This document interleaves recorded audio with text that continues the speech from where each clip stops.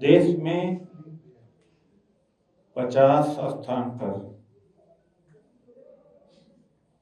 Press वार्ता करके मोदी सरकार के भ्रष्ट और काले कारनामों को उजागर किया जा रहा है। उसी श्रृंखला में मैंने यहाँ आना हुआ। पार्टी का जो मैंडेट है, अभी व्हाइट पेपर बीजेपी लाई थी, उसके मुकाबले में क्योंकि व्हाइट ही था और कुछ था नहीं, तो ब्लैक पेपर पार्टी के द्वारा दिया गया। और जो प्रमुख क्षेत्र हैं आर्थिक मामलों में, वो हाइलाइटर्स हैं, उनके ऊपर कुछ डाटा के साथ में बात रखूंगा।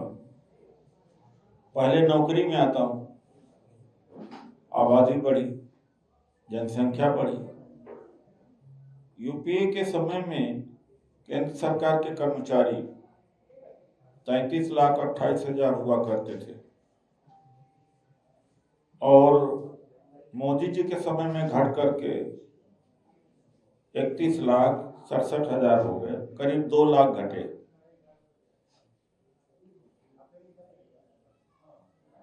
जहां भी मोदी जी जाते हैं या बीजेपी की सरकार होती, सबसे पहले सरकारी नौकरी के ऊपर हमला करते हैं, ठेकेदारी प्रथा चालू कर देते हैं। कांग्रेस पार्टी आरजेडी की ताकत से या दबाव से बिहार में भी लाखों नौकरियां दी गई, वरना यही नीतीश कुमार जी थे, पहले क्यों नहीं नौकरी दी? शकील खान ने नौकरी दी, तेजस्वी यादव जी ने दी। हम लोगों का जो साझेदारी थी उसके दबाव की वजह से। अब हम आते हैं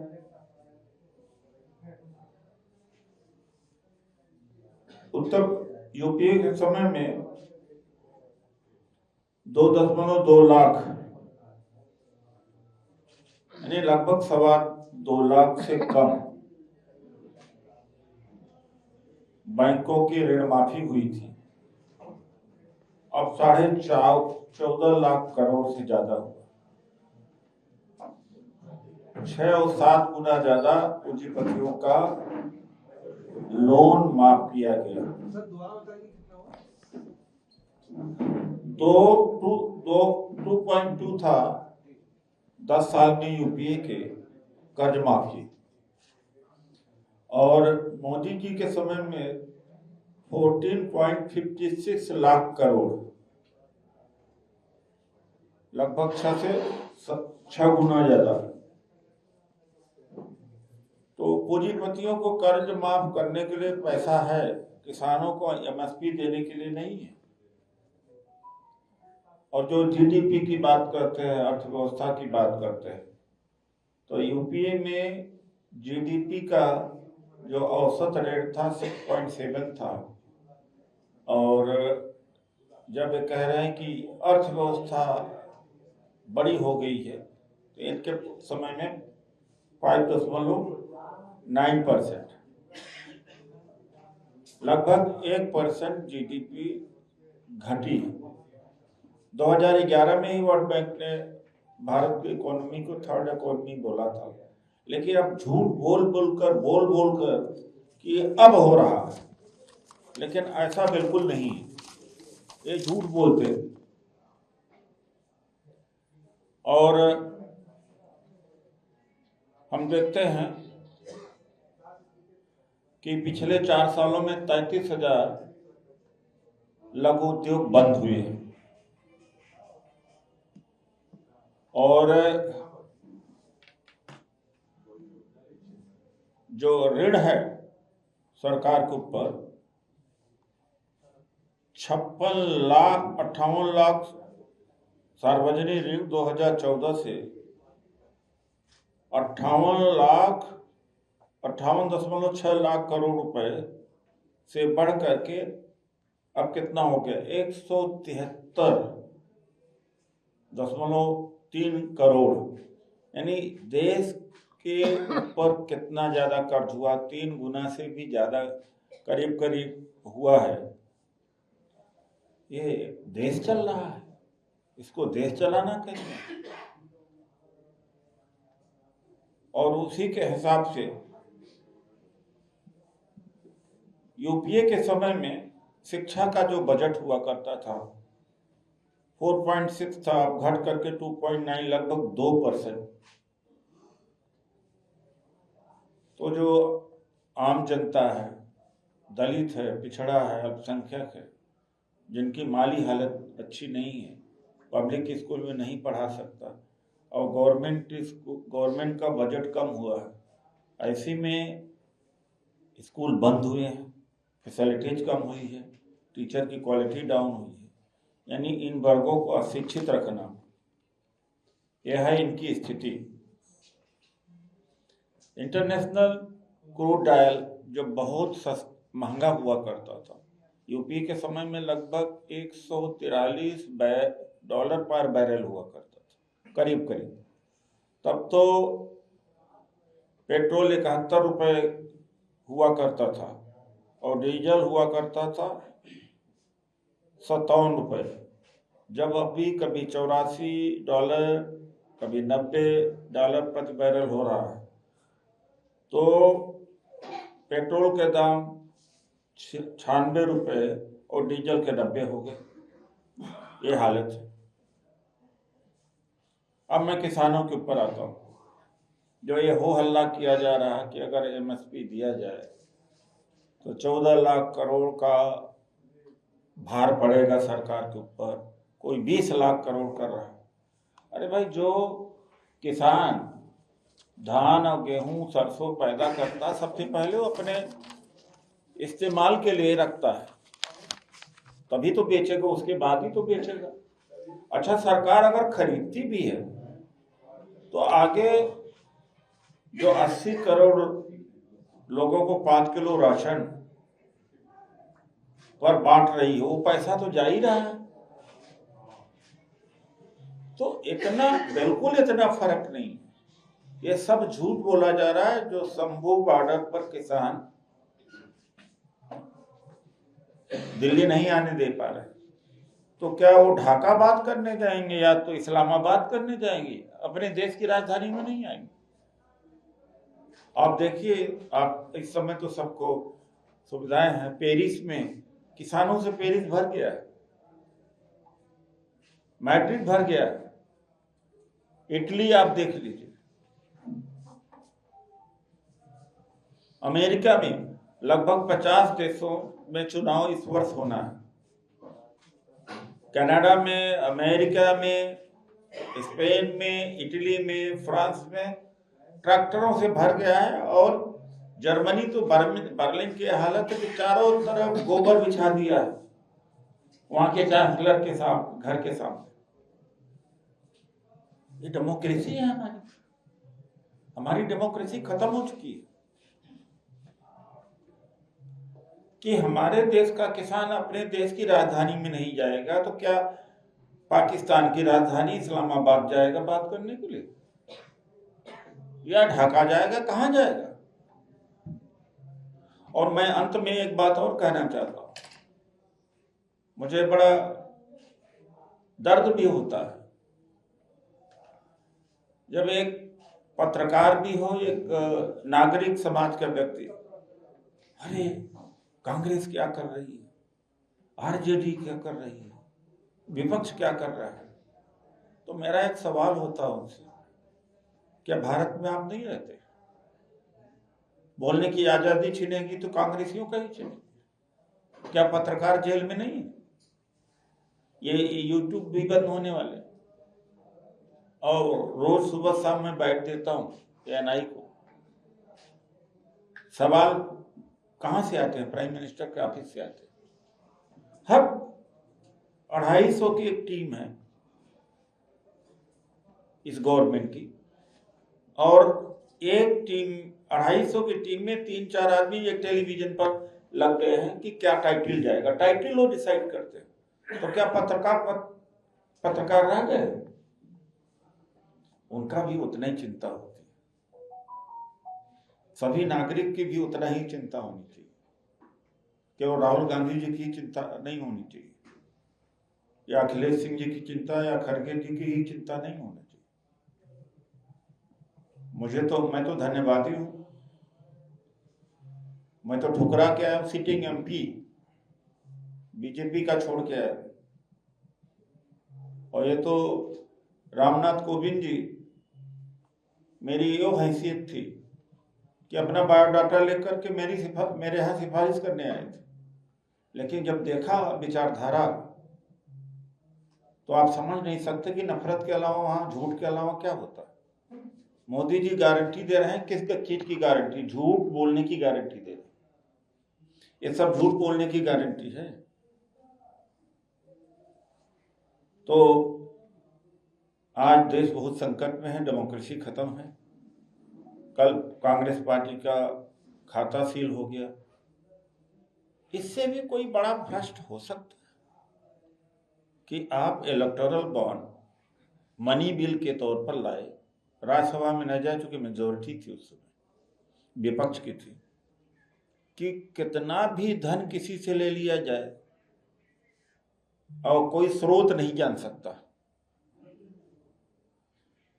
दुनिया में नहीं होगा ऐसा, दुनिया में ऐसा नहीं हो सकता कि आप 1000 करोड़ 5000 करोड़ लेते जाइए और किसी का अधिकार नहीं, आरटीआई लागू नहीं होगी, वोटर को अधिकार नहीं होगा, नागरिक को अधिकार नहीं होगा कि ये पार्टी कहां से पैसा लाई। अडानी का, अंबानी का पैसा यहीं से तो आया। उसके बाद औने पौने दाम पर जमीनों को बेच देना, कोयला खदान देना, एयरपोर्ट बेच देना, समुद्र दे देना, नदी दे देना, पहाड़ दे देना, खाद्यान्न दे देना, यह हालत है। इलेक्टोरल बॉन्ड से बड़ा कोई चोरी, कोई भ्रष्टाचार हो सकता? 6-7 साल में सुप्रीम कोर्ट ने सुनवाई भी की। अब कुछ तो हमें थोड़ा सा एक राहत दिखती है, वरना तो हालत क्या है कि वन मैन इंस्टीट्यूशन हो गया। सारी institution, ED, CBI, income tax, सब का इतना दुरुपयोग होकर के सारा विपक्ष को मिटाया जा रहा है। तो मैं आपका धन्यवाद करता हूं कि आप आए। कोई सवाल हो तो हम, या कोई और हमारे बीच। एक सवाल है, किसानों के लिए आपने बात कही, किसानों का जब स्वामीनाथन आयोग का गठन हुआ था 2004 में हुआ था, 2006 में सौंपा गया था, आप लोग की सरकार थी उस समय, आप लोगों ने क्यों नहीं किया? आज आप लोग बोल रहे हैं भाजपा नहीं कर रही है। देखिए, ऐसा है कि उनके 203 या 201 रिकमेंडेशन थे, जिसमें लगभग 250 रिकमेंडेशन को हमने माना है। तो कुछ बातें रह गई थी, नहीं हो पाई। तो हम तो अब तो गारंटी हम देते हैं, लेकिन इन्होंने जुबान दिया था, और मोदी जी ने जुबान दिया था 2011 में, जो कंज्यूमर फोरम का जो ये चेयरमैन थे, उसमें इन्होंने कहा था, जब ये चीफ मिनिस्टर थे, इन्होंने गारंटी दी थी। तो गारंटी दी थी इन्होंने, तो इसकी भी गारंटी दे दी। अब तो हमारे नेता जननायक राहुल गांधी जी ने कहा कि जैसी हमारी सरकार आएगी हम लीगल कर देंगे। और कर्नाटक में सरकार बनी, तेलंगाना में बनी, जो हमने वादा किया था पहले दिन ही लागू कर दिया। आप पता लगा सकते हैं। तो हमारी सरकार आएगी तो पहले दिन ही ये एमएसपी को लीगल कर दिया जाएगा। सर, गांव में देख रहे हैं एनडीए लगातार उसका कुंभा बढ़ता जा रहा है, आप लोग भी एनडीए इंडिया गठबंधन करते जा रहे हैं। देखिए, ईडी, इनकम टैक्स, मैं एक एमपी का नाम नहीं बताना चाहता हूँ, वो है महाराष्ट्र के, तो नहीं बताऊंगा, आगे नहीं कहा। अपनी क्यों अपनी शांति को भंग करें। ठीक है, चलो चले जाते हैं।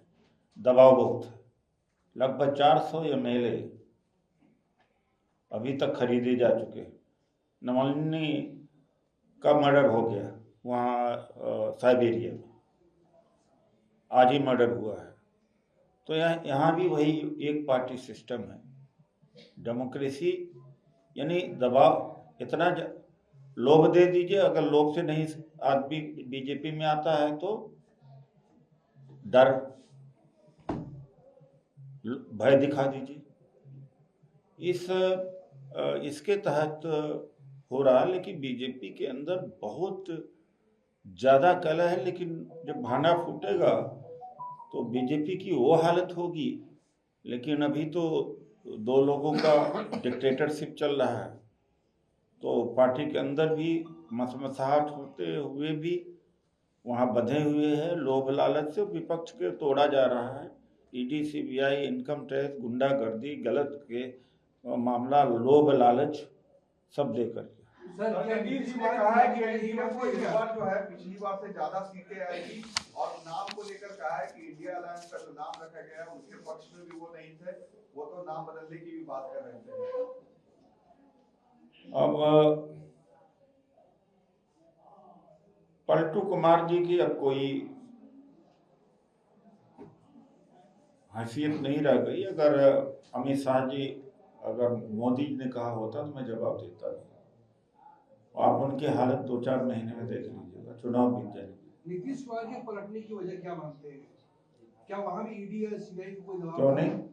आईएएस जो अधिकारी जिनका जून में ईडी की रेड हुई, वो राधाचरण सेठ का तमाम सारे मुद्दे, और भी जो मुजफ्फरपुर का कोई मुद्दा है, बहुत सारे मुद्दे हैं। वरना जो आदमी ये कहे कि मर जाऊंगा नहीं जाऊंगा, एक बार ये कहा, दूसरा बार कहा मैं मिट जाऊंगा नहीं जाएगा, तो सवाल वहीं से पूछा जाए ज्यादा अच्छा है। अच्छा सर, जांच के लिए कहा है स्वास्थ्य विभाग और पांच विभाग को लेकर जांच की। अब भैया मैं लोकल मुद्दे को नहीं जानता हूँ। मैं जो केंद्र से जो एआईसीसी का जो मैंडेट है। अच्छा ये बताइए कि कांग्रेस आखिर बिहार में कब तक बैसाखी के सहारे चलेगी? उसको डेवलप करने की क्या प्लान है? हम अपनी कमी को खोज रहे हैं, धीरे धीरे इम्प्रूव करेंगे। अभी राहुल गांधी जी की जो भारत जोड़ो न्याय यात्रा है, एक नया उनको पार्टी को नई गति मिली है। धन्यवाद। बताता हूँ, अभी क्या कारण हो रहा है कि आप, अगर आपके प्रश्न का मैं जवाब दूं, दो जांच प्रश्न है, दो प्रश्न है। एक प्रश्न ये है कि जो सम्राट चौधरी घूम रहे थे, उनका आशय राहुल गांधी और तेजस्वी यादव को लेकर है, एक इस पर, और एक जो जांच का आदेश दिया सरकार ने, इन दोनों पर आप वो अपनी जांच करवा लें और तमाम मंत्रालय का 17 साल में जांच करवाएं। मंत्रालय में रहने वाले तमाम अधिकारियों का जांच करवा लें, और जितनी खरीद फरोख्त से लेकर के जितना भी एस्टिमेट घोटाला यहाँ सबका जांच के दायरे में होना चाहिए ना। और ये जांच जब हो रहा है तो किसके समय में ये सब कुछ हुआ, अगर हुआ तो आज उसी के साथ है, तो इसलिए ये सब छलावा है। मेन मुद्दा ये है जो ऑल इंडिया कांग्रेस कमेटी की तरफ से मुझे दिया था, उन्होंने सामने रखा कि देश की जो हालत है, और देश की हालत इनकी पॉलिसीज की वजह से जो हुई है, देश की आर्थिक व्यवस्था और देश में रहने वाले देशवासियों की आर्थिक व्यवस्था जो कमजोर हुई है, वो बहुत बड़ा प्रश्न है। तो इस पे ही आपका प्रश्न था, और आपने जो ये सम्राट चौधरी का जो बयान है, ये जो उनका बयान है, तो और बयान बाकुरे लोग सब है सब ना, हम लोग तो देखिए रहे इन लोगों को बयान बाकुरे, होना जाना कुछ है नहीं। दो कंट्राडिक्टरी लोग इस तरह से, उनको अपना बयान का आईना नजर नहीं आता है। स्पीकर साहब को, पुराने स्पीकर से वो कैसे बोल रहे थे, तो इसलिए इन लोगों का कोई है नहीं मामला। जो करना है करवा ले। जनता सच्चाई के पक्ष में है, और जो उमड़ती हुई भीड़ थी कल की और परसों की, तो सब आपके सामने जग जाए। क्या लगता है जांच में कोई बात निकल कर आएगी?